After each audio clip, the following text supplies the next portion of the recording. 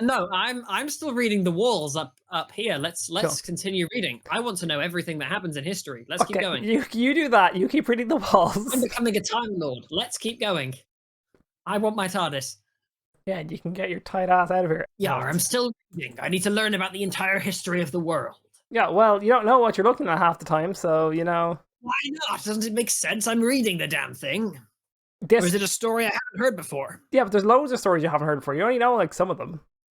Fantastic. Let's keep reading. But like, Transcribe it.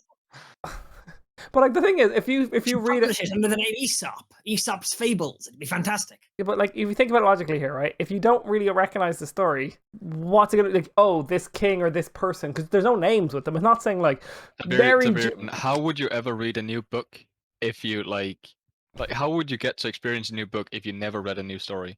Yeah, have you met me before? I don't read in the first place. But no, more importantly, No, like but this wizard does. yeah, but so like you can understand these are all history, but like some of the stories are like there's a person and they're like, let's say, like beheaded, right? And that's the first block, which means that's how you know it's gonna end. And then the story is written. So it's like they were they were like a tax man, and then they clearly the people weren't happy with them. Then you have pitchforks, which you presume was like an uprising, and they chopped his head off.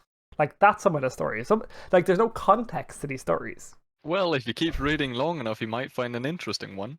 And that's what I told about the interesting one. All of the walls are covered in stories. Why isn't there another interesting one?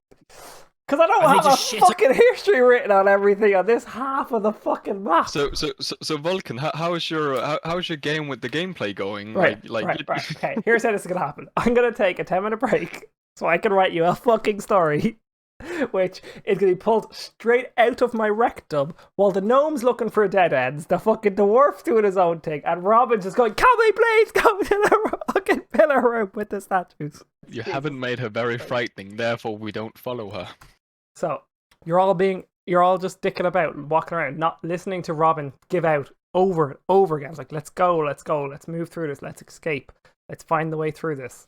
And none of you have been listening because you're all a bunch of trolly bastards. Well, we have been listening, but there are two ways which we have yet to explore. In the Adran.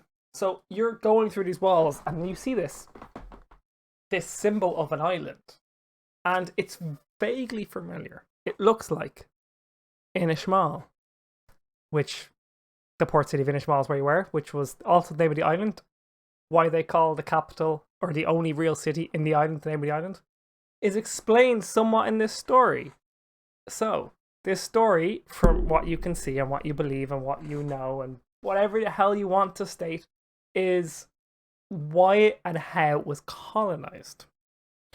So, people used to fight over this island. There was the people from Afrikaans, there's people from Theros, and what happened was like every time someone was like put a flag down or like left a small settlement there, it ended up just being this massive, like, not war because they were like small battalions, but basically we're fighting over this island. So 1 year one guy won, 1 year one guy won.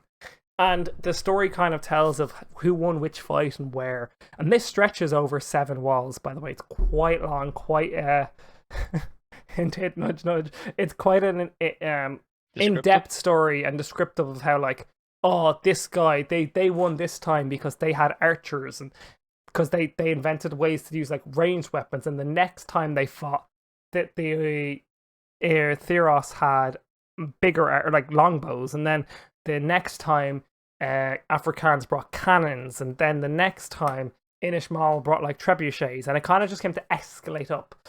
And what ended up happening was the wars got so bad that two kings, so the king of Theros at the time and the king of Afrikaans at the time, there's no names. You're not too sure what timeline this was, but they decided to just end this perpetual death, and they decided this land would be neutral, and they would both send 1 battalion each of 12 men to be on this island, to stay on the island and like kind of be like, we're at war, but they weren't meant to be combative. They were meant to just settle together, and that was kind of their both ways of going, this now is a place.